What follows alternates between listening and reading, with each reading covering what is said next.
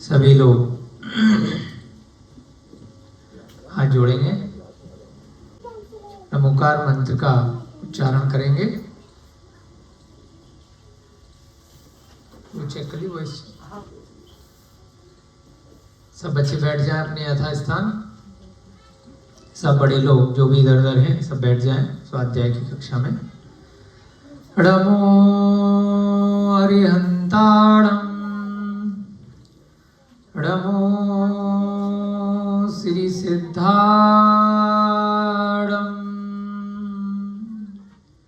नमो अयरीयाणं,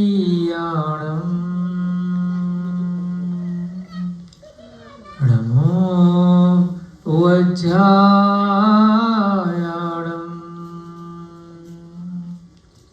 नमो लोए सवसाहूणं, ऐसो पंचड़मोकारो सव्यत्पावपणासुरो, मंगलाणं च सव्येसिं परणम होई मंगलम। जय बोली देवादिदेव प्रथम तीर्थंकर ऋषभदेव आदिनाथ भगवान की जय। बोलिए वर्तमान शासन नायक अंतिम तीर्थंकर वर्धमान स्वामी महावीर भगवान की। सिद्ध शिला पर विराजमान अनंतानंत सिद्ध परमेष्ठी परमात्माओं की इस पंचम काल के चारित्र चक्रवर्ती आचार्य भगवान श्री शांत सागर जी महान मुनिराज की, सभी पूर्वाचार्यों की, सभी विदेह क्षेत्र में विराजमान 20 तीर्थंकर भगवानों की, सभी सिद्ध क्षेत्रों की, सभी को सादर जय जिनेन्द्र जय तु जड़ंदो। बंधुओं, हम सभी लोग एक बार पुनः छोटे नन्हे मुन्ने बच्चे, बड़े लोग, अध्यापक, व्यवस्थापक, सभी स्वयंसेवक, सहयोगी गण एवं कैमरे के माध्यम से वीडियो को भविष्य में वर्तमान में देखने वाले सभी महानुभाव, एक बार पुनः बहुत ही पुण्य योग से हम सब यहाँ मिथिलापुरी तीर्थ क्षेत्र में जो धीरे धीरे विकास को प्राप्त हो रहा है, गौतम बुद्ध नगर उत्तर प्रदेश नोएडा सुनपुरा ग्राम में एकत्रित हुए हैं। बहुत ही पुण्य का उदय चल रहा है हम सभी का, जो इस प्रकार से हमें जिनवाणी का रसास्वादन करने का सौभाग्य प्राप्त हो रहा है। नित्य प्रति किसी न किसी रूप में हम जिनेन्द्र भगवान के गुणों की पूजा अर्चना कर पा रहे हैं। जो भी बड़े लोग हैं तो सामने आ जाएंगे तो बढ़िया रहेगा। अभिषेक जी, है ना? बच्चों को ये जो है ना इधर वाली साइड में कर देना, बड़े लोग इधर आ जाओ, या देख लो जैसे ठीक लगे, यहाँ भी खाली जगह।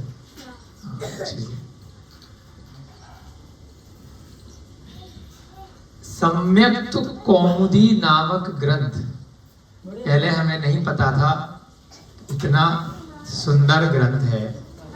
अगर हम इसको अकेले पढ़ते तो इतना आनंद नहीं आता जितना आनंद आप सब लोगों के साथ में पढ़ने में आ रहा है। ऐसा नहीं है कि हमने पहले से पढ़ रखा हो और आपको इसका वाचन करा रहे हो, आपके साथ साथ ही हम पढ़ रहे हैं। तो एक ग्रुप में सामूहिक रूप से स्वाध्याय करने का एक अलग आनंद है। हम यहाँ पर थोड़ा सा एक्सप्लेन कर रहे हैं, आप लोग सुन रहे हैं। आप लोगों की बहुत अनुकंपा है, उपकार है ना, सभी का एक दूसरे पर उपकार रहता है। शिक्षक का शिष्यों के ऊपर और शिष्यों का शिक्षक के ऊपर। अगर कोई नहीं होगा तो दीवार को क्या पढ़ाएंगे? वो तो आजकल चलो कैमरा है तो कैमरे को लोग बढ़ा देते हैं, लेकिन सामने प्रत्यक्ष में भी कोई अगर रहेगा तो अच्छा रहता है ना। कोई प्रश्न आ जाता है, कुछ समझने में आसानी रहती है। इतना सुंदर ग्रंथ, इतना अच्छा इसका संकलन, ऐसा लग रहा है पढ़ के कि ये सारी कथाएं अरहत दास सेठ की पत्नियों की ना होकर के हम सबकी कथाएं हैं। कहीं ना कहीं किसी न किसी रूप में पिछले जन्म में या उससे पिछले जन्म में हम सब ने ऐसी कोई ना कोई कथा के साक्षी हम बने होंगे, तभी हम आज वर्तमान में मनुष्य पर्याय में जन्म लेकर के या तो प्रत्यक्ष रूप से जैन कुल में जन्म लिए हैं, नहीं तो अप्रत्यक्ष रूप से हम जैनियों के संगति में आए हुए हैं। कल की जो कथा थी उसमें भगदत्त ने भी दीक्षा ले ली, जबकि भगदत्त हीन जाति का था। किसकी तुलना में? जितारी की तुलना में। और इधर जितारी भी पहले से जैन कुल में नहीं था। उसकी पुत्री मुंडका ने आर्यका माता जी के पास जाकर के जैन व्रत लिए थे। तो ऐसा ग्रंथों के आधार से हमें सीखने को मिलता है कि जैन धर्म सभी को स्वीकार करता है, कोई जाति विशेष का धर्म नहीं है। भगवान महावीर सबके हैं, जो उनको मानता है। जो उन्हें नहीं मानता है, जो उन पे विश्वास नहीं करता है, उसके नहीं है। भगदत्त ने भी जिनेंद्र भगवान की दिगंबर दीक्षा ली, और इधर जितारी ने भी ली, और मुंडिका ने भी ली, और राज्य में बहुत सारे ऐसे लोग जिनको विश्वास हुआ उन सब ने ले ली। तो जिनेंद्र भगवान का धर्म कर्म प्रधान धर्म है। जो भी वैराग्य को धारण करेगा ये उसका धर्म है। जिस वस्तु या व्यक्ति के आप पीछे भागोगे वो आपको कभी आसानी से प्राप्त होने वाली नहीं है। वो आगे आगे भागेगी, आप उसके पीछे पीछे भागते रहोगे। धन के पीछे भागोगे तो धन कभी मिलेगा नहीं। स्त्री के पीछे भागोगे तो वो स्त्री कभी मिलेगी नहीं। कोई भी संसार, शरीर और भोगों में आसक्ति रखोगे तो जिस भी व्यक्ति के प्रति आसक्ति होगी, अपने शरीर के प्रति आसक्ति होगी, भोगों के प्रति आसक्ति होगी, उस संसार की जितनी भी विषय वासनाएं, इंद्रियों की जितनी भी इच्छाएं हैं, आप उनके पीछे भागते रहना, वो आपके आगे आगे भागेंगे। एक नियम है। और जब मन के भावों में यह विचार कर लोगे कि अब छोड़ो, नहीं है अपने, तो वस्तु बहुत सुलभता से प्राप्त हो जाएगी, बहुत आसानी से आपके चारों तरफ आ जाएगी।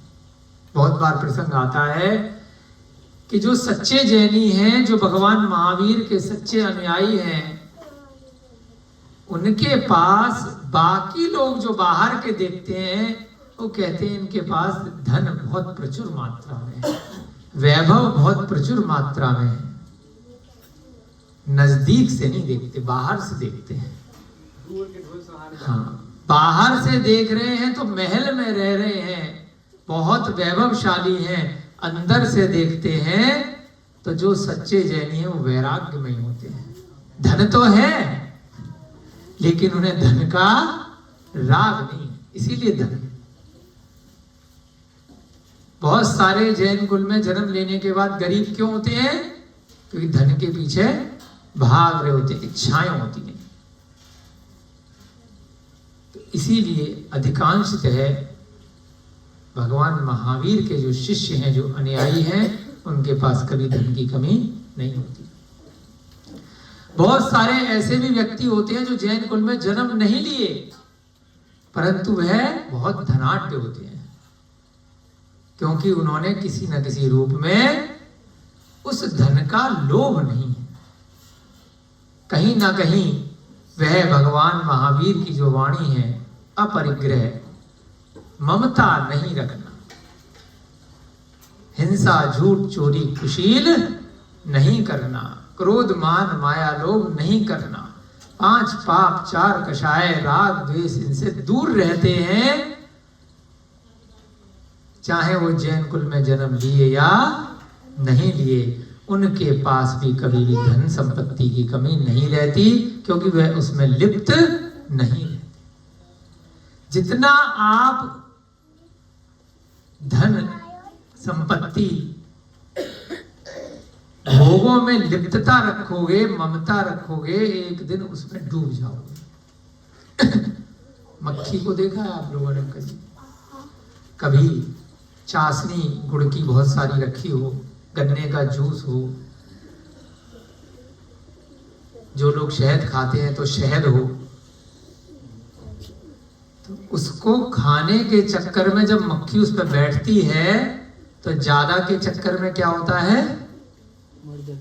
उसी में ही निपट जाती है, डूब जाती है और मृत्यु को प्राप्त हो जाती है।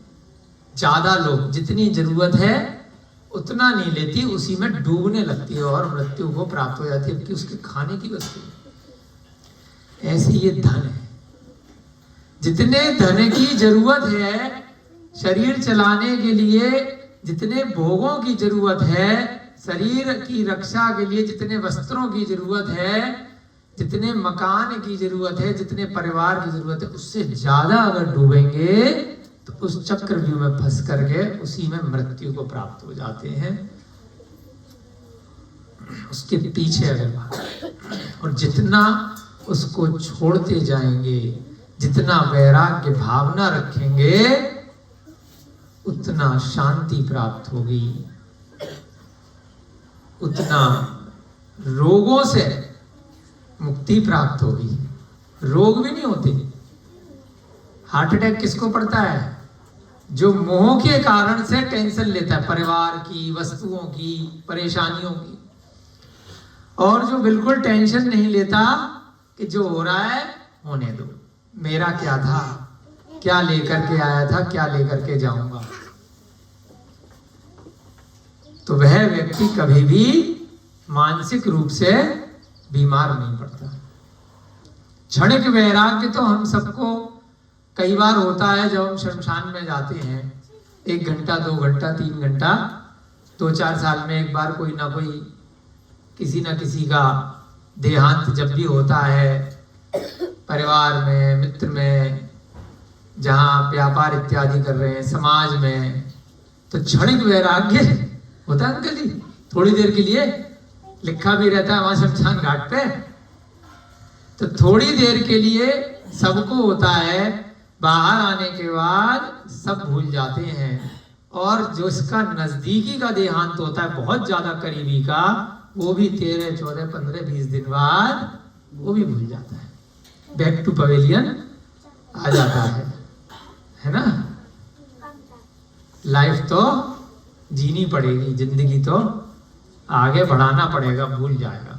और फिर धीरे धीरे 1-2 साल बाद खाली फोटो पे माला रह जाती है। और कई बार जब 2-4 साल में घर में पेंट होता है तो फोटो भी पता नहीं कहाँ जाती है, कुछ सालों तक याद रहती है, दोबारा नहीं लगती हो। दादा, परदादा, पिताजी, जिसकी भी फोटो लगाई होगी एक ही बार लगाते हैं, वो जब बेकार हो जाती है, बहुत कम लोगों के यहाँ दोबारा लगाई जाती है, नहीं तो बस कुछ ही वर्षों तक, 10 साल, 20 साल, 25 साल अधिकतम, क्योंकि नई पीढ़ी आती जाएगी, पिछली पीढ़ी जाती जाएगी। तो एक दिन हम सबकी भी फोटो ऐसे ही लगेगी, और ना भी लगे लेकिन मृत्यु तो आएगी ही आएगी। इस शरीर की मृत्यु आएगी, आत्मा की नहीं आएगी। आत्मा जो यहाँ मेरे शरीर में है, जो यहाँ आपके शरीर में है, जो यहाँ भैया जी के शरीर में है, उनकी अपनी अपनी सबकी व्यक्तिगत पर्सनल आत्मा है। वह अपने अपने कर्म के अनुसार से अगला शरीर लेगी और फिर अनंत काल तक या तो इस संसार में घूमती रहेगी या फिर कुछ भवों के बाद सिद्ध शिला पर विराजमान हो जाएगी। आत्मा कभी भी नष्ट नहीं होती, खाली ऊपर का उसका शरीर बदलता है और उस शरीर के कारण से उस आत्मा का आकार उस समय के लिए बदल जाता है। एक छोटे से डिब्बे के अंदर जल भरेंगे तो जल का आकार कैसा होगा अंकल जी? लिक्विड है जल।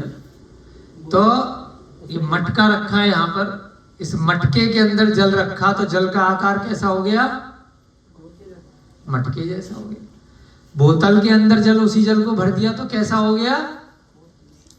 गिलास के अंदर भर दिया तो कैसा हो गया? तो जैसे जल जिस बर्तन में रखा जाता है उसका आकार ले लेता है, ऐसे ही ये आत्मा है इस शरीर रूपी बर्तन में जैसी रखी जाएगी उस बर्तन के आकार की। उदाहरण याद आ गया, अच्छा है ना? तो ऐसे ही सब ग्रंथों की उदाहरण है, वैसा ही आकार ले लेती है। जितना बड़ा शरीर होगा, डायनासोर कहानियों में आता है, फिल्मों में, वैसे तो कहीं ग्रंथों में तो नहीं आता। तो बहुत बड़े आकार का कोई जानवर है तो उसकी आत्मा उतनी बड़ी हो जाएगी। ग्रंथों में आता है हाथी और चींटी का उदाहरण। हाथी के आकार पे हाथी जितनी आत्मा, चींटी के आकार में चींटी जितनी आत्मा। एक इंद्रिय जीव है जो दिखाई भी नहीं दे रहा है, उसमें उतनी आत्मा। तो छोटा बड़ा रूप वह आत्मा धारण कर लेती है और धीरे धीरे करके यहाँ पर यदि सम्यक कौमुदी जैसे ग्रंथ का स्वाध्याय उस आत्मा को मिल जाता है, इन कर्ण इंद्रिय की सहायता से, इस मन की सहायता से, तो इस जीव आत्मा का उद्धार निश्चित है, कल्याण निश्चित है। तो हम सब बहुत सौभाग्यशाली हैं, चाहे छोटे बच्चे हों, चाहे बड़े लोग हों, चाहे हम हों, चाहे वीडियो वाले सुनने वाले हों, बहुत किस्मत वाले हैं। चाहे 10 ही व्यू आए, 10 लाख 10 करोड़ व्यू नहीं चाहिए, क्योंकि रत्नत्रय है, बहुत मुश्किल से मिलने वाला है। अगर ज्यादा पब्लिक यहाँ ज्यादा भीड़ आएगी तो उसकी कीमत कम हो जाएगी। हीरा कम है, कांच ज्यादा है, क्योंकि संख्या में हीरा कम है इसलिए कीमती है। कांच ज्यादा है इसलिए सस्ता है। सोना कम है, पीतल ज्यादा है, इसलिए सोना महंगा है, पीतल सस्ता है। रत्नत्रय के धारी कम है, मिथ्या दर्शन वाले ज्यादा हैं, इसलिए रत्नत्रय बहुत ही दुर्लभ है, बहुत महंगा है, और मिथ्या दर्शन बहुत सस्ता है। मिथ्यात्व गुण स्थान पहला गुण स्थान होता है 14 गुण स्थानों में। अनादि काल से मैं आप सब उस मिथ्यात्व में ही जी रहे थे, और अब सम्यक कौमुदी ग्रंथ के माध्यम से अगर हमें सम्यक दर्शन उत्पन्न हो जाता है तो फिर हमारे भविष्य के भव आचार्य कहते हैं कि हो सकता है बस 10 भव शेष रहे, थोड़े बहुत ऊपर नीचे हो सकते हैं। अगर सम्यक दर्शन एक बार हो गया तो आसानी से छूटने वाला नहीं है। सम्यक दर्शन, सम्यक कौमुदी ग्रंथ के माध्यम से यह जितनी भी कथाएं यहाँ पर चल रही हैं, एक एक करके इतनी सुंदर कथाएं हैं, इतनी मनोरंजन वाली कथाएं हैं, और हम सबको अच्छी इसलिए लग रही हैं क्योंकि कहीं ना कहीं हम कल्याण करना चाहते हैं अपने आसपास के जीवों को। आज नहीं तो कल हम सबका कल्याण हो, हम सबको मोक्ष की प्राप्ति हो, और हम सब भी उस भगदत्त जितारी और मुंडिका की तरह एक न एक दिन इस संसार शरीर और भोगों से वैराग्य भावना आए। इनसे जितना दूर हटोगे मन से भावों से, उतना ये आते रहेंगे, लेकिन उनमें आप लिप्त नहीं रहोगे। जैसे कि कमलिनी जो जल में खिलती है, जो कमल का पुष्प होता है, वह जल के ऊपर रहता है, अलग रहता है। कीचड़ नीचे रहती है, दलदल नीचे रहता है, लेकिन कमल कभी गंदा नहीं होता है। कितनी भी गंदगी के अंदर भी उसके ऊपर रहता है। ऐसे ही हमारा समाज, हमारा परिवार, हमारा रुपया पैसा, हमारा जो भी आसपास का वातावरण है, वह गंदगी का मोह का भंडार है। फिर भी जो वैराग्यमयी जीव होता है, वह इतने सारे संसार के बीच में रह करके भी संसार से भिन्न रहता है। इसी को शास्त्रों में बोला भेद विज्ञान, कि मेरा शरीर और शरीर के अंदर जो इतना भयंकर गंदगी भरी पड़ी असुचिता है ना, इतनी गंदगी के अंदर भी वह आत्मा कितनी निर्मल है, प्रकाशमयी है, उसको समझना है। वह दोनों भिन्न है। कितनी गंदगी, आपको कल बताया था ना कि जरा सा मंजन भी करोगे तो बदबू आएगी, तो अंदर कितनी गंदगी है। डॉक्टर लोग जब ऑपरेशन करते हैं तो कितनी मुंह पे पट्टियां लगाते हैं, मास्क लगाते हैं, क्योंकि बहुत बदबू आती है। जब पेट खुलता है, चीरफाड़ होती है, तो मलमूत्र भरा रहता है अंदर।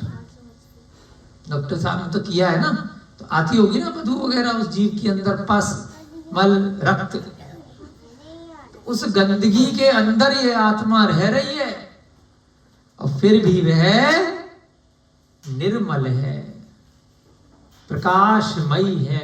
आवरण हटाना है, मोहनीय कर्म हटाना है। जिस दिन मोहनीय कर्म हट जाएगा तो ज्ञानावर्णी, दर्शनावर्णी और अंतराय, ये तीनों एक साथ हट जाएंगे।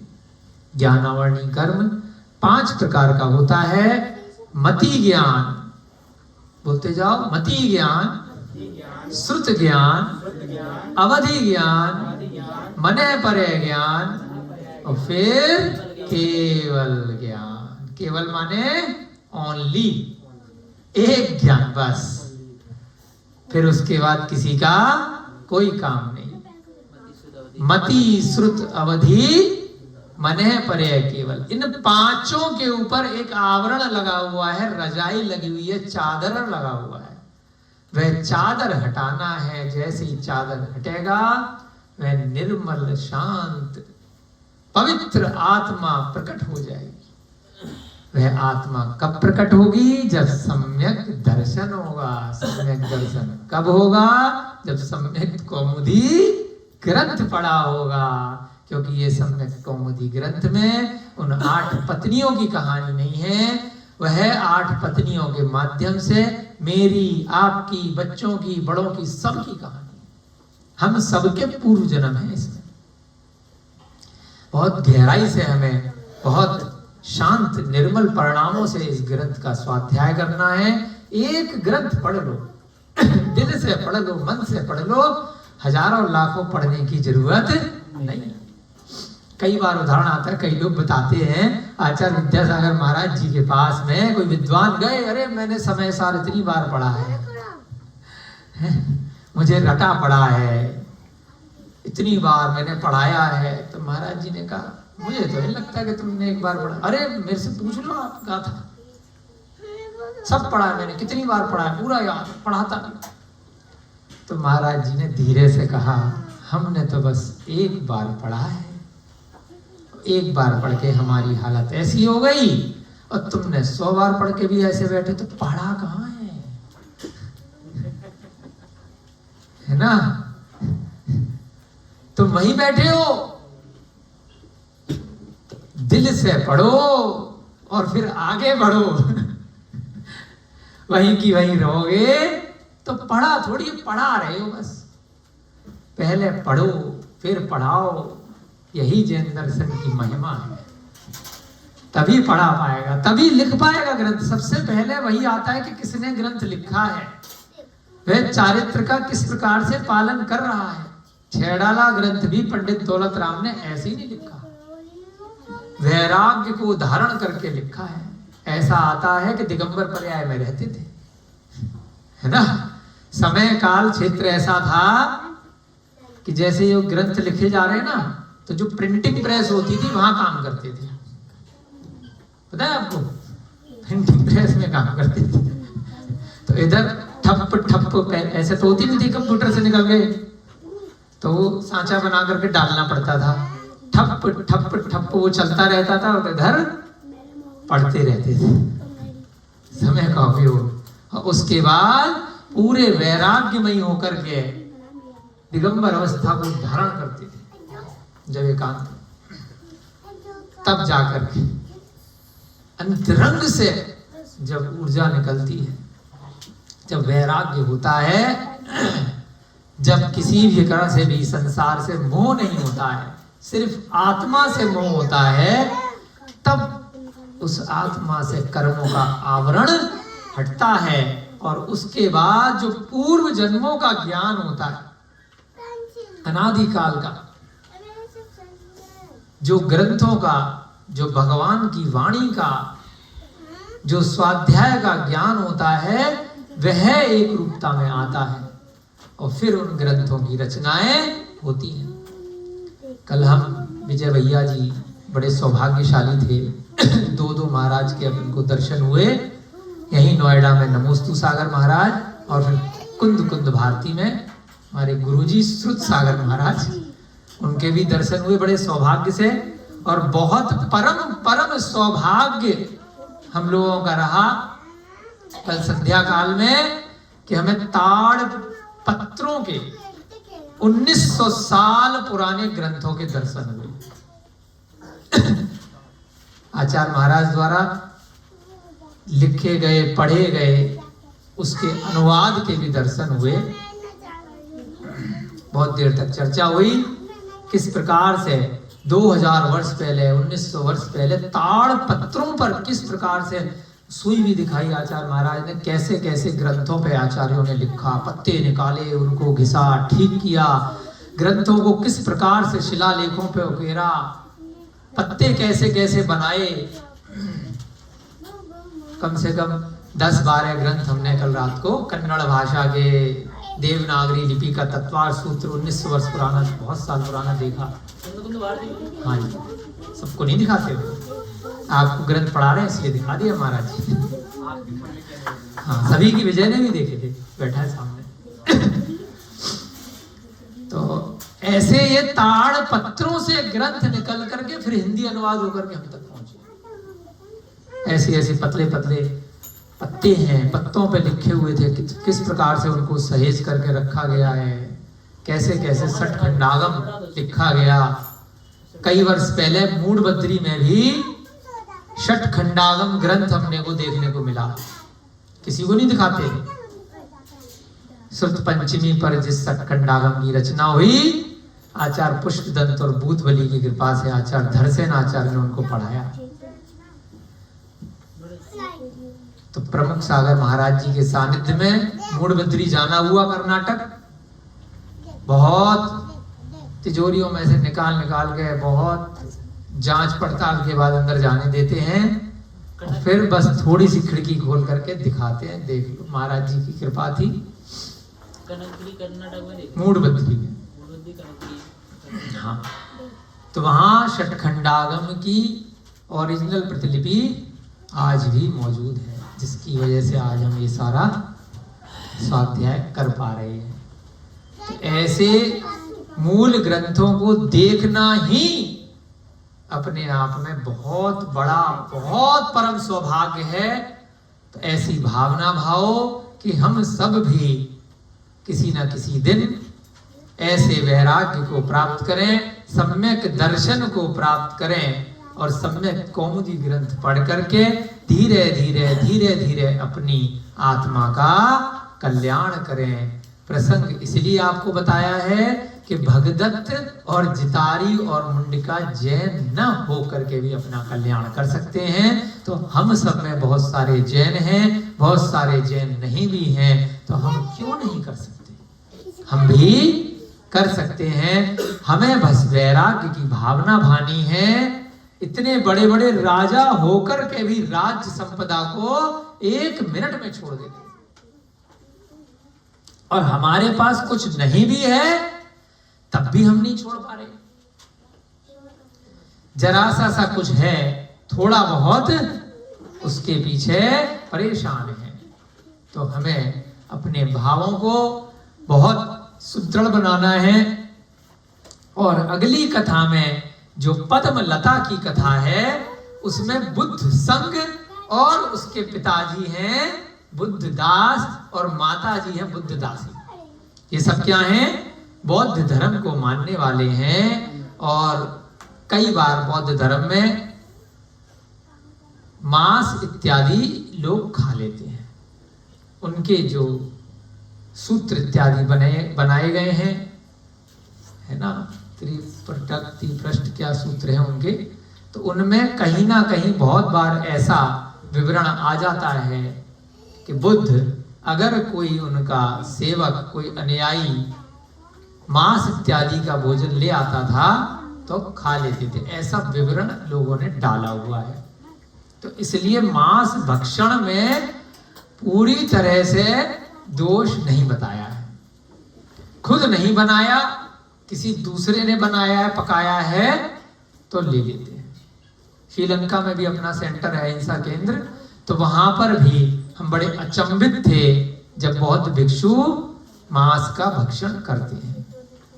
अहिंसा की भी बात करते हैं और मांस का भक्षण करते हैं। तो समझ नहीं आता कि ये ऐसा क्यों है। खाली मनुष्यों के प्रति हिंसा का भाव नहीं रखना और पशु पक्षियों को करुणा की दृष्टि से नहीं देखना, उनको अपना भोजन मान लेना, तो यह विरोधाभास भगवान महावीर की वाणी में नहीं आता।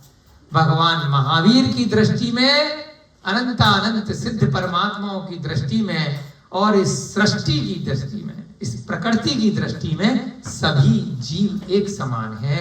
क्योंकि हम भी कभी एक इंद्रिय थे, हम भी कभी चींटी थे। तो अभी वर्तमान में जो चींटी है वो मच्छर है, जो हाथी है, जो घोड़ा है, जो बंदर है, जो कुत्ता है, जो बैल है, जो बकरा है, जो मुर्गा है, जो मछली है, वह हमारा भोजन कैसे बन सकता है?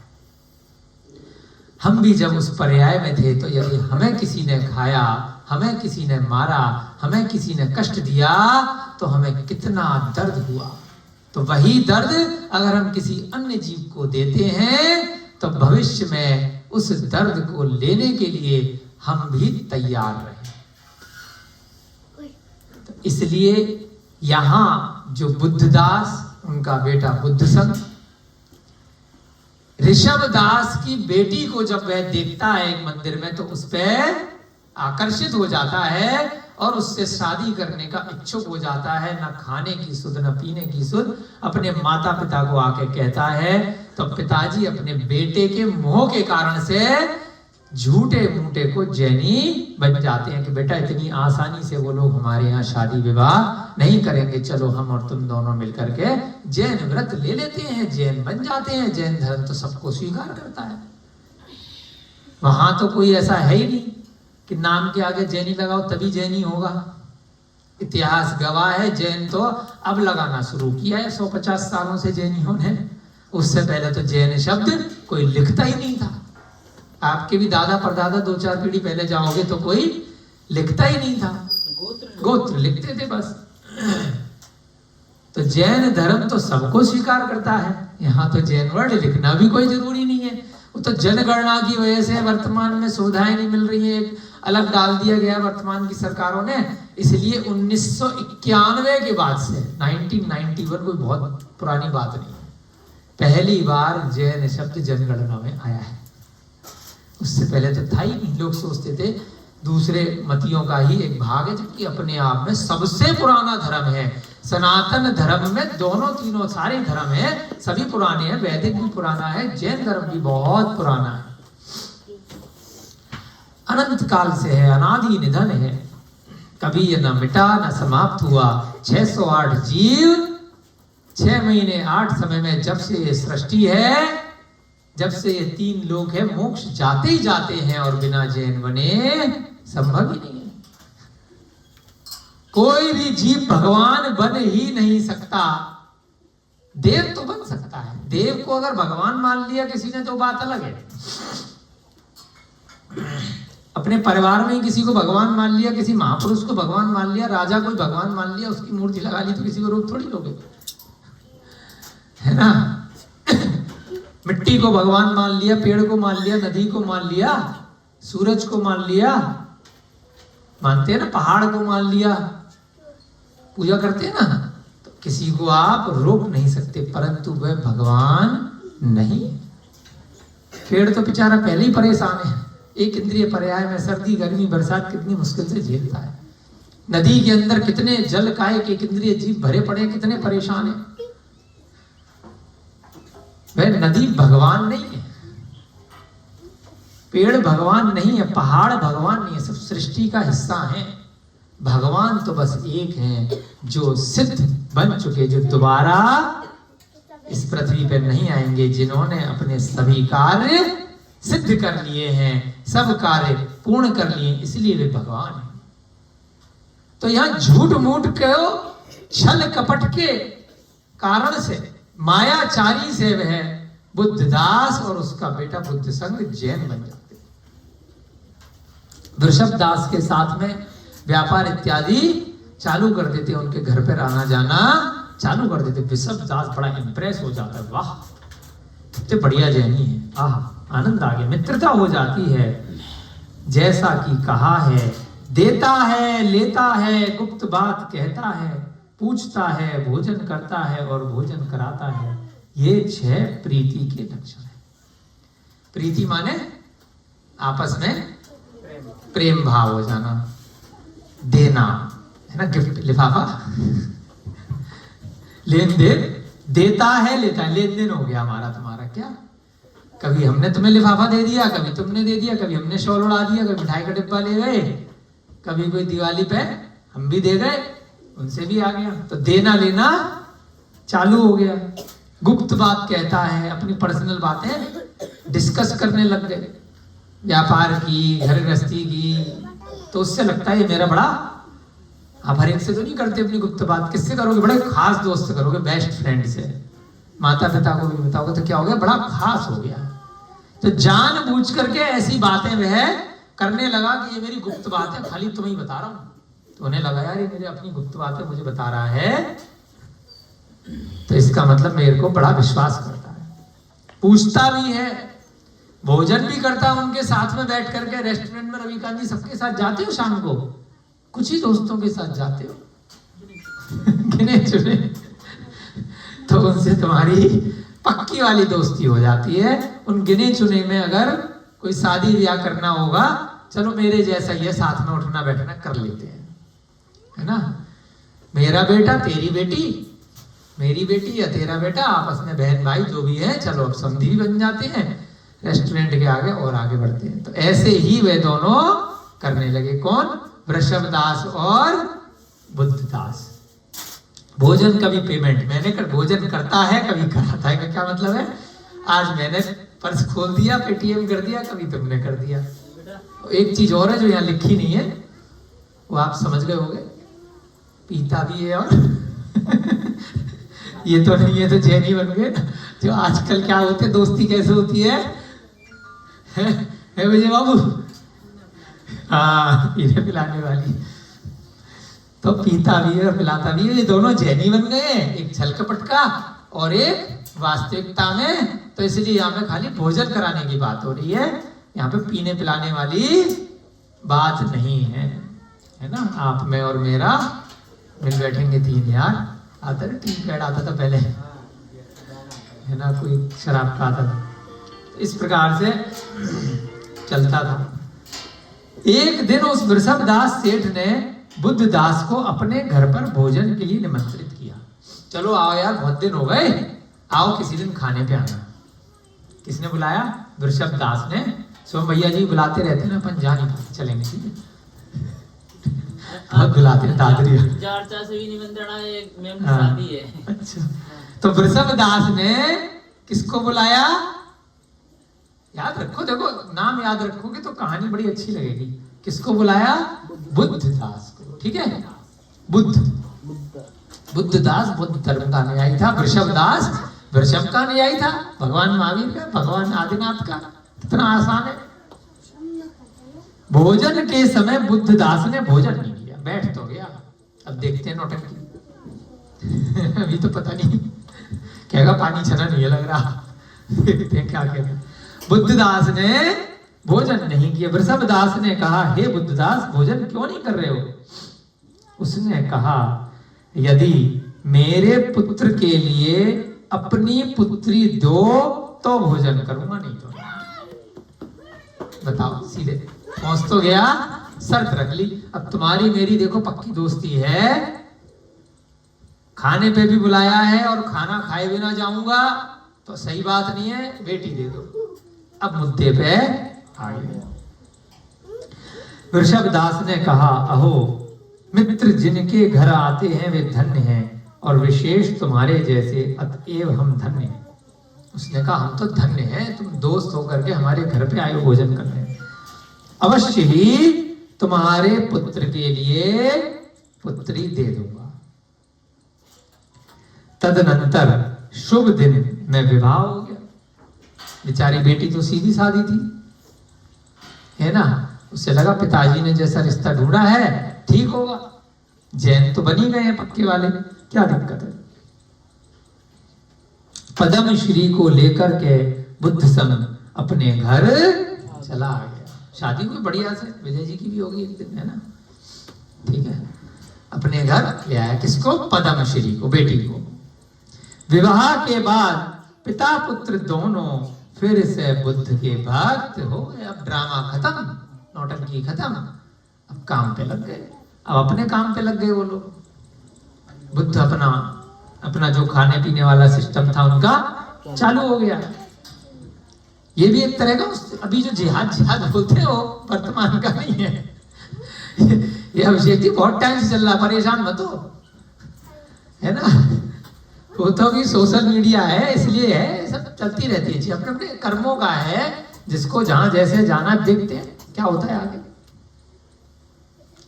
यह सब देख सुनकर वृषभदास सेठ ने अत्यंत खिन्न होकर कहा, अहो गूढ़ छल को कोई नहीं जानता।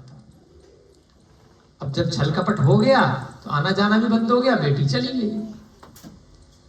पहले के समय में ऐसे तलाक वलाक नहीं होता था, टेलीफोन कर दिया करके ले जाओ, कोर्ट केस नहीं होता था, दूसरा शादी विवाह इतनी आसानी से नहीं होते थे। तो इसलिए जो अच्छी सम्यक दृष्टि स्त्री होती थी उसका जहां रीति रिवाज से विवाह हो गया है, फिर वह इतनी आसानी से अपने पति को नहीं छोड़ती। तो अब यहाँ पर वृषभदास अपनी बेटी के कर्मों के लिए बड़ा परेशान हुआ और उसने कहा कि छल कपट वाले लोगों से भगवान बचाए।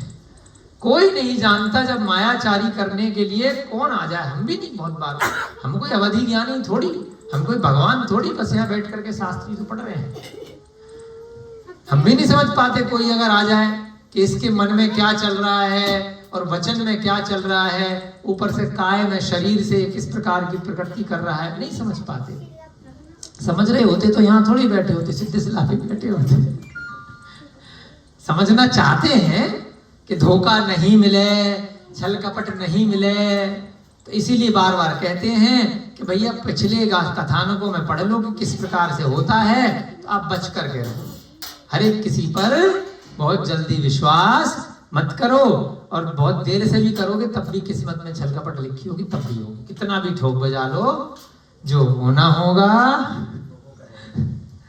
कितना ही जांच पड़ताल कर लो, क्योंकि अगर सभी पे विश्वास नहीं करोगे तो करोगे क्या, फिर कुछ कर ही नहीं पाओगे जीवन। हर एक को शक की दृष्टि से देखोगे, इतना भी नहीं कर सकते, परंतु अनुभवों के आधार पर थोड़ा सा जांच पड़ताल करो। अच्छी तरह किए हुए कपट के अंत को ब्रह्मा भी नहीं प्राप्त कर सकता। ये लिख दिया कि ढंग से बड़े सुनियोजित तरीके से प्लानिंग के साथ में अगर कोई कपट कर रहा है, अगर कोई मायाचारी कर रहा है, तो साक्षात ब्रह्मा भी उतर के आ जाएं तब भी नहीं पकड़ पाएंगे, क्योंकि सिद्ध भगवान तो आएंगे नहीं उतर के, है ना। देखो विष्णु के रूप में तंतुवाय राज्य कन्या का सेवन करता रहा। कोई कथानक होगा, हमारी जानकारी में नहीं है, कोई तंतुवाय नाम का व्यक्ति रहा होगा, तो विष्णु के रूप में राजकन्या का सेवन करता रहा। विष्णु का रूप बना के आया होगा कि मैं विष्णु हूं, मैं भगवान हूं, और राजकन्या पट गई होगी और उसको सेवन करता रहा। कोई तंतुवाय नाम का व्यक्ति, सुनिए कहानी पिताजी। देव आए थे, देव ने रूप धारण कर लिया था। जो दुष्ट अभिप्राय वाला मनुष्य धन की आशा से अविश्वास के क्रीड़ा ग्रह स्वरूप मायाचार को करता है, वह पड़ते हुए बहुत बाहरी अनर्थ को उस तरह नहीं देखता है जिस तरह की दूध पीता हुआ बिलाव पड़ते हुए डंडे को नहीं देखता है। वाह, बिलाव माने बिल्ली का हस्बैंड, उसको बिलौटा या बिलाव बोलते हैं, है ना। तो वह दूध पी रहा है और कोई पीछे से डंडा मार रहा है, फिर भी वह छोड़ता नहीं। तो ऐसे ही जब मायाचारी कोई व्यक्ति करता है तो उसको जो कर्मों का बंध हो रहा है, उस दुष्टता के कारण से, उस मायाचारी के परिणामों से, उसको जो भविष्य में उसका फल मिलेगा उसको वो नहीं देखता है। छल कपट करते समय क्या कहा? दुष्ट अभिप्राय वाला मनुष्य धन की आशा से, क्योंकि उसको कोई धन मिल रहा है ना, कोई ऐसा वैभव मिल रहा है, मायाचारी कर रहा है, छल कपट कर रहा है, धोखाधड़ी कर रहा है किसी भी कारण से, तो अविश्वास के क्रीड़ा ग्रह स्वरूप मायाचार को करता है। उसे खेल लग रहा है, अविश्वास है ना, क्योंकि उसे उस मायाचार का जो परिणाम होगा उसमें विश्वास नहीं है। वो कह रहा है अभी जो मिल रहा है उसको लपेट लो, अभी जो धन मिल रहा है, अभी ये झूठ बोल करके, धोखा दे करके, अभी जो अपना फायदा हो रहा है, बेनिफिट हो रहा है, उसको लूट लो। ये बस, ये पेन तुम्हारा है? हाँ मेरा है। ये तुम्हारा तो नहीं है, तो क्या है? मायाचार है ना, कि मेरे को इस पेन का फायदा मिल जाएगा। सड़क पे पर्स गिरा मिला, किसका है? अरे मेरा है। मायाचारी तो है, झूठ बोल। क्यों? क्योंकि उस समय उसको धन फायदा हो रहा था, इस समय उसके बेटे को एक उसके मन वांछित स्त्री मिल रही है, तो इस कारण से मायाचार कर लिया कि अभी मिल जाए। बाद में झूठ बोलने का जो परिणाम है कि मैंने दोस्त के साथ धोखाधड़ी करी, मैंने छल कपट किया, मैंने बुरा व्यवहार किया, तो उसकी वजह से, उस असत्य बोलने की वजह से, मायाचारी करने की वजह से, बेटा बात नहीं करो, है ना, क्लास चल रही है ना बेटा, है ना, उधम नहीं है। तो उस मायाचार के परिणाम की वजह से वह यह नहीं जानता है कि इसका बाद में क्या फल मिलेगा, इसलिए वह मायाचार कर रहा है। जिस प्रकार से बिल्ली को जब डंडा मारा जा रहा है, लेकिन वो उस समय अपना फायदा देख रही है कि दूध तो मिल रहा है, बाद में देखी जाएगी, डंडे की वजह से जो घाव होगा, जो हड्डी टूटेगी, बाद में देखिए, बाद में ऑपरेशन करा। इसके पश्चात वृषभदास सेठ ने बुद्धदास और बुद्ध संघ को बुलाकर कहा तथा व्रत भंग का दोष बताया कि तुम जैन बने थे, श्रावक भी बन गए होंगे, रात्रि भोजन भी छोड़ दिया होगा ड्रामा करने के लिए, मांस भक्षण मधु। बेटा क्यों शैतानी करते हैं ना, ये पीछे वाले। हाँ चुप बैठो, तुम बैठो बेटा। व्रत भंग के दोष के बारे में उसको बताया कि तुम जैन बने थे। बस हो गया बेटा, बैठ गए शांति से। कि जो व्रत तुमने लिया था, ले तो लिया था, अब छोड़ने का दोष देखना। अब तुम मांस खाना वापस चालू कर दिए, मधु का सेवन वापस चालू कर दिए, शहद का, मदिरा चालू कर दी, रात्रि भोजन या जो भी उसने पहले कार्य किया करता था, खाली शादी करने का टारगेट था, टारगेट पूरा हुआ और उसके बाद अपने में वापस। ऐसे नहीं। हमने भी सबसे पहले जब रात्रि भोजन छोड़ा तो खाली 3 माह के लिए छोड़ा। तीर्थ सागर महाराज जी को आहार दिया था तो उन्होंने कहा भैया रात्रि भोजन छोड़ना है। अब 3 महीने के लिए छोड़ दिया तो ये नहीं कि अब वापस खाना शुरू कर दिया। उसके बाद से 15 साल, लगभग 13-14-15 साल हो गए, छोड़ दिया तो छोड़ दिया। अब पकड़ना थोड़ी है। कोई गलत कार्य था, नहीं पता था, जानकारी हो गई, दोष लग रहा था, आदत पड़ गई, तो अब काहे को पकड़ना गलत चीज को। तो ऐसे ही यहां पर उसने व्रत लिए और छोड़ दिए तो गलत किया। आदिनाथ भगवान के काल में भी हजारों मुकुटबंद राजाओं ने दीक्षा ले ली देख करके। हमारे राजा ले रहे तो हम भी ले रहे। बड़े राजा आदिनाथ, छोटे राजा जितने थे सबने ले ली दीक्षा। अब भगवान आदिनाथ तो मौन लेकर के बैठ गए जंगल में, केश लौच कर करके, बाकी को पता ही नहीं क्यों बैठ गए। सब नग्न हो गए देख देख करके, और सबको भूख लगने लगी कुछ दिनों बाद। वह तो आदिनाथ तो कौन से थे, बज्र वृषभ नाराज सहनन, उसी भव से मोक्ष जाना है, भूख प्यास का कोई काम नहीं है ना। तो वो तो बैठ गए चरम शरीरी, बाकी के झेल नहीं पाए। कोई पत्ते खाने लग गया, कोई कंदमूल खाने लग गया, कोई यहां वहां भटकने लग गया, तो सब बेचारे भटक गए। तो इसलिए व्रतों के भंग होने से बहुत दोष लगता है। तो यहां पर वृषभ दास ने उन दोनों को बुलाया कि बेटा बेटी तो ले रहे, कोई बात नहीं, लेकिन अपना दे कि तुम्हारा क्या होगा। गुरु की साक्षी पूर्वक लिया हुआ व्रत प्राणांत का अवसर आने पर भी नहीं छोड़ना चाहिए। विनय बाबू, भले ही झूठ मूठ को लिया था, मर जाओ, प्राणों का अंत हो जाए, तब भी वह व्रत नहीं छोड़ना चाहिए। गुरु की साक्षी में तुमने जैन व्रत लिया है, क्योंकि व्रत भंग दुख के लिए होता है, परंतु प्राण जन्म जन्म में प्राप्त होते रहते हैं। बेटा मर जाओगे, दोबारा जन्म मिल जाएगा। व्रतों के साथ मरोगे, आगे सम्यक दर्शन के साथ स्वर्ग अथवा मोक्ष मिल जाएगा। लेकिन व्रत भंग कर दोगे प्राण बचाने के लिए, या धन वैभव विलासता के चक्कर में, या एक बेटी के चक्कर में, एक स्त्री के चक्कर में तुमने व्रत भंग कर दिया, तो जन्मों जन्मों तक दुख ही दुख मिलेगा। अगली पर्याय नरक और त्र्यंच गति की भी मिल सकती है। बिठा करके समझाया। परंतु उन दोनों के चित्त में कुछ नहीं लगा। ठीक है, बकवास कर रहा है, हाँ बोलो, हाँ ठीक है ठीक है, ओके कर लेंगे। जब सुनने का मन नहीं करता, क्योंकि अंदर आत्मा में ऐसे कर्मों का उदय है, छल कपट मायाचारी का, तो किसी की अच्छी सीख भी बुरी लगती है। वृषभ दास सेठ कर्मोदय का विचार कर चुप बैठा रहा। उसे लगा मेरी बेटी के अपने कर्म है, मेरे भी अपने कर्म है, और इन दोनों बाप बेटे के भी अपने कर्म है। मेरा काम था इनको धर्म के बारे में बता देना। इसको सम्यक दर्शन का एक अंग बोला है स्थितिकरण। क्या बोला है? स्थितिकरण। 8 अंग होते हैं, उनमें एक महत्वपूर्ण अंग होता है स्थितिकरण। कोई धर्म के मार्ग से च्युत हो गया, किसी कारण से भटक गया, चाहे साधर्मी है, चाहे मुनि महाराज है, या कोई भी सम्यक दृष्टि जीव है, तो उसको चुपचाप से बुला करके समझा बुझा करके वापस धर्म में लगाना। लगना ना लगना उसके कर्म के उदय पर निर्भर करेगा। तो यहां पर भी वृषभ दास ने कहा मेरा काम था समझाना, नहीं समझ रहा तो जैन धर्म जबरदस्ती का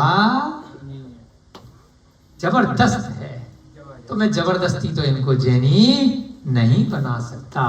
तो इसलिए उसने कहा इन सबका कर्मों का उदय देखी जाए, अपना आगे बढ़ो।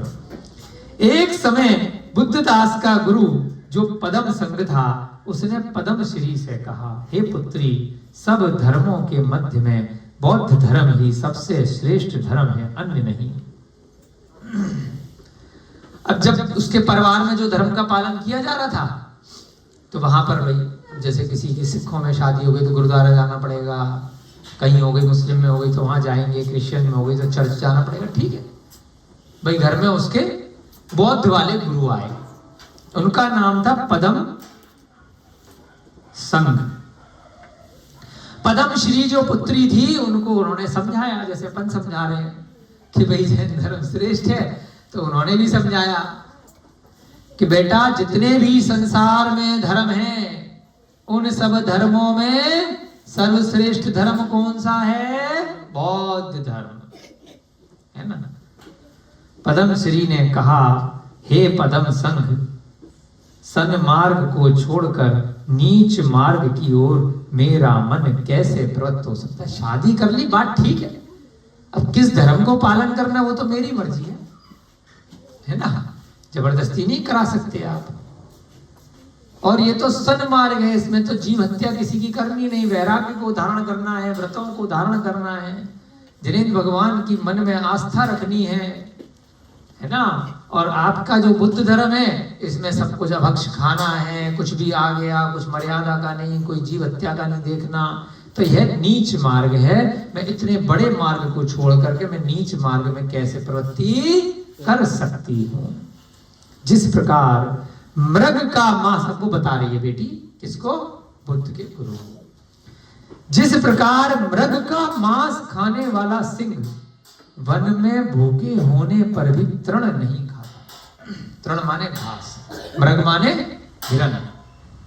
हिरण को खाने की जिसकी आदत पड़ गई है, ऐसा शेर है, वह बहुत भूखा है तो घास नहीं खाता है।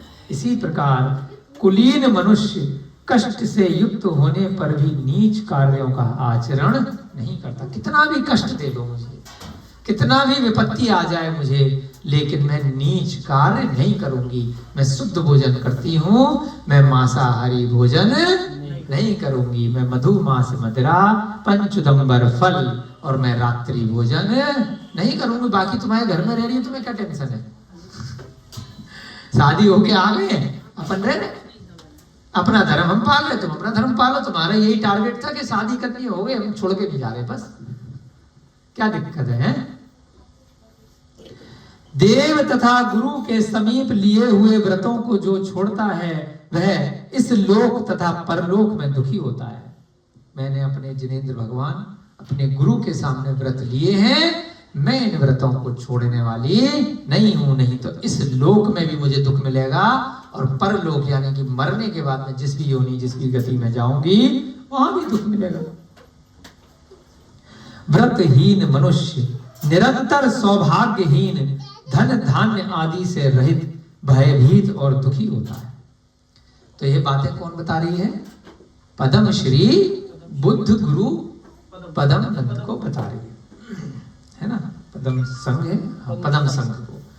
तो उसके माध्यम से हमें प्रेरणा मिल रही है कि हमने भी कभी गलती से अगर व्रत ले लिए तो किसी लोभ लालच के चक्कर में, किसी के कहने सुनने में आकर के कहीं शादी ब्याह पार्टी में गए, बहुत बढ़िया बढ़िया चीजें बनी है, बहुत दिन से नहीं खाई, अरे यार कौन देख रहा है ना, इतनी बेहतरीन खुशबू आ रही है, आह, दाल बाटी चूरमा, आह, रसगुल्ला और पता नहीं कौन कौन से पकवान, इतना सारे सैकड़ों तरह के मिष्ठान घर में कहाँ बन रहे हैं, चलो यार रात में खा लो, चलो यार, कौन देख रहा है? उन इंद्रियों के कारण, उस रसना इंद्रिय के कारण से अपन ने क्या किया? व्रतों में दोष लगा लिया, है ना।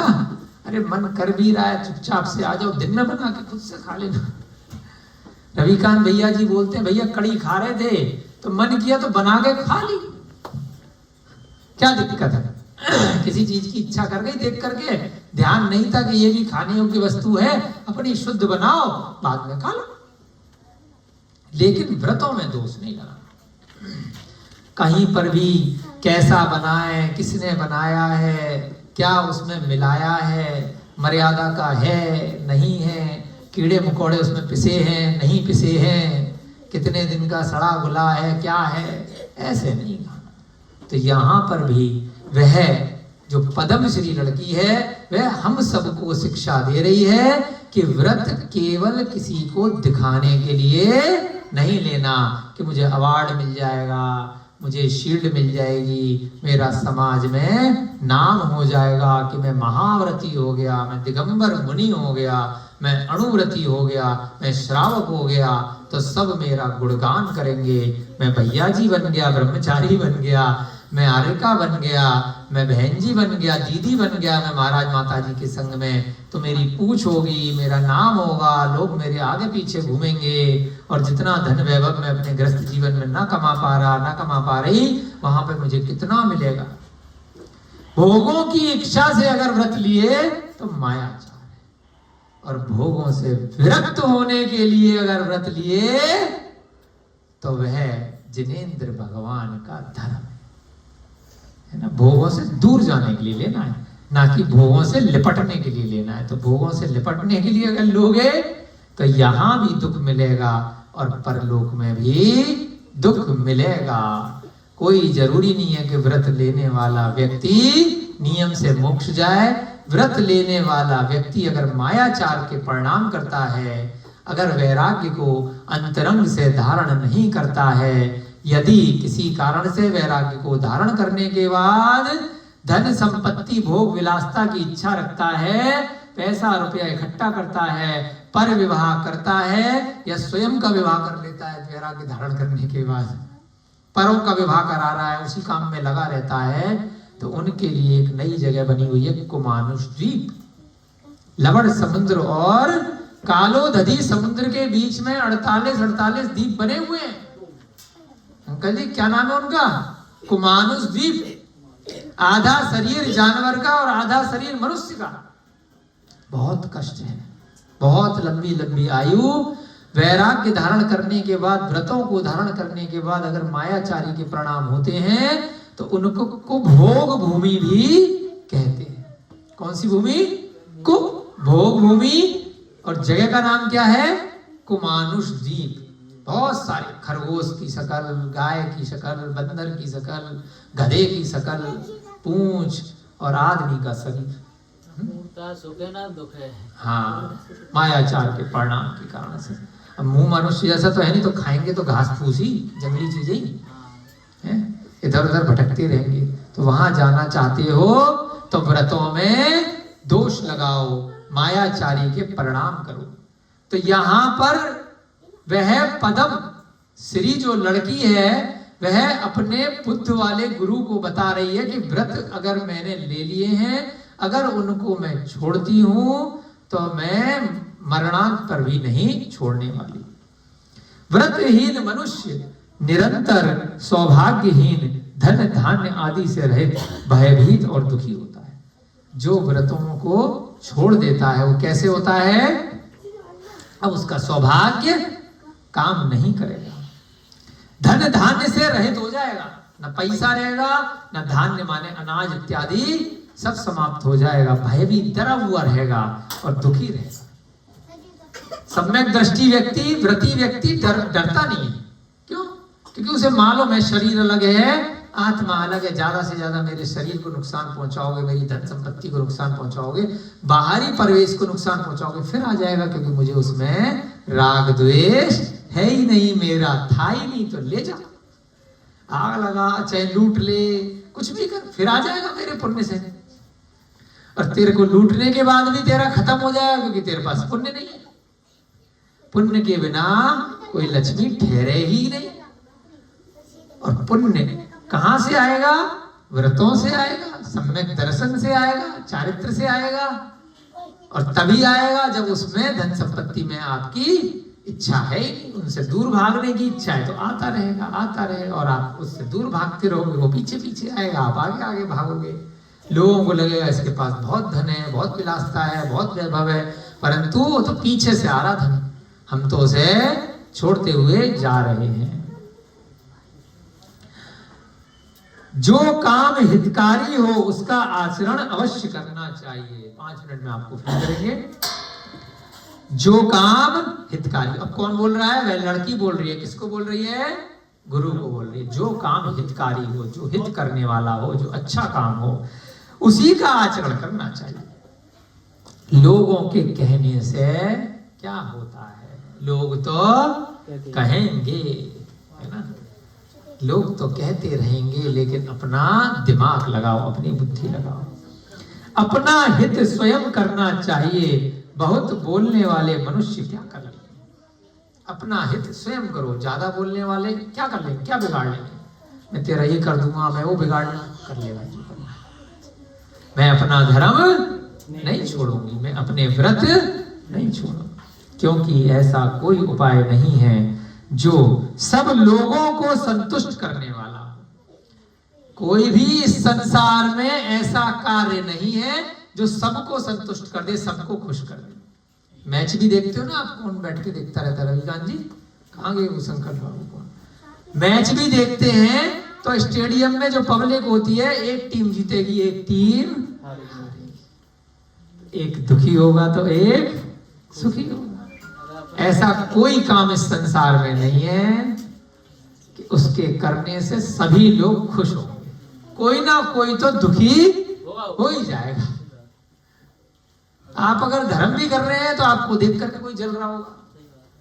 आपके पास अच्छी चीजें आ रही हैं, अच्छा धन व्यवहार है, तो लोग जल रहे होंगे। कोई ना कोई दुखी होएगी। आपकी जीत से किसी की हार होएगी ही होएगी। और अगर कोई नहीं भी हार रहा है तो जलेंगे लोग। स्वभाव, प्रकृति का स्वभाव है, सबका है। तो यहाँ पर भी वो स्त्री कह रही है कि मैं सबको संतुष्ट कर दूं, ऐसा जरूरी नहीं है। मैंने नहीं लेने आपके बौद्ध धर्म के व्रत, तो नहीं लेने। तो मैं अपने पति को खुश करने के लिए, ससुर को खुश करने के लिए, आपको खुश करने के लिए झूठ मूठ को बोल दूं और घर में जाकर के मैं वही व्रत पालूं, तो मैं झूठ नहीं बोल रही, मैं नहीं ले सकती। I am sorry. ठीक है। पदम श्री के ये वचन सुनकर पदम संग चुपचाप अपने घर चला गया। ठीक है भैया, है ना, मैं भी अपने घर। ठीक है। वो गुरुजी जो थे चुपचाप चले गए। इस प्रकार समय व्यतीत होने पर कुछ समय बाद पदम श्री के पिता वृषभ दास सेठ ने अपनी मृत्यु का समय निकट जान चतुर्विध संघ की साक्षी पूर्वक समस्त जीवों से क्षमा मांगी। अब वृषभ दास बूढ़े हो गए, उनका अंत समय निकट आया, तो उन्होंने समाधि की भावना की, संलेखना, कि भाई मैं चतुर्विध संघ, चतुर्विध माने मुनि, आर्यका, श्रावक, श्रावक, 4 प्रकार के लोग महाराज जी के संग में होते हैं। तो चतुर्विध संघ में जाकर के वृषभदास पहुंचा कि भाई मैं जैनी आदमी हूं और अंत समय में संलेखना धारण करना चाहता हूं, या तो मुनि बना दो या मेरी समाधि करा दो, और मैं सबसे क्षमा मांगता हूं। समस्त जीवों से क्षमा मांगी। मेरे पाप मिथ्या हो, मिच्छामि दुक्कड़म। मैंने जितने भी जीवन भर में कोई पाप के कार्य करे हैं, कृत कार्य अनुमोदना से, मन वचन काय से, सब मेरे मिथ्या हो। चारों प्रकार के आहार जल का मेरा त्याग हो। पीछी कमंडल मुझे दिलवा दो। तो अंत समय में कहां पहुंचा? एक जैन गुरु के पास पहुंचा। अरहंत सिद्ध साधु केवली प्रणीत धर्म। क्या है? अरहंत भगवान, सिद्ध भगवान, साधु सब साहुड़, और केवली भगवान द्वारा जो प्रणीत धर्म है, केवली प्रणतो धम्मो मंगलम, इन 4 की शरण को प्राप्त किया। पाप स्थानों का मन वचन काय से त्याग किया, आहार का त्याग किया, और पंच नमस्कार मंत्र का स्मरण करते हुए प्राण त्याग कर स्वर्ग प्राप्त किया। दीक्षा नहीं ली, लेकिन सम्यक दर्शन के साथ संलेखना ली। यही तो सम्यक दर्शन है कि अगर अपन कुछ नहीं भी कर पा रहे, अंत समय, पहले तो पूरा जीवन अच्छे से जैनी बन के रहो, और अंत समय में अगर निर्विकल्प रूप से समाधि मरण भी हो गया तो स्वर्ग मिल गया। यही विश्वास कर लो। भोगों के साथ में हॉस्पिटल में, आईसीयू में मत मरो। सारे पैसे जितने इकट्ठे करे थे, जिनके चक्कर में अटैक पड़ा था, वह सारे पैसे कौन ले जाएगा? ताली बजाओ मैं सब भैया जी।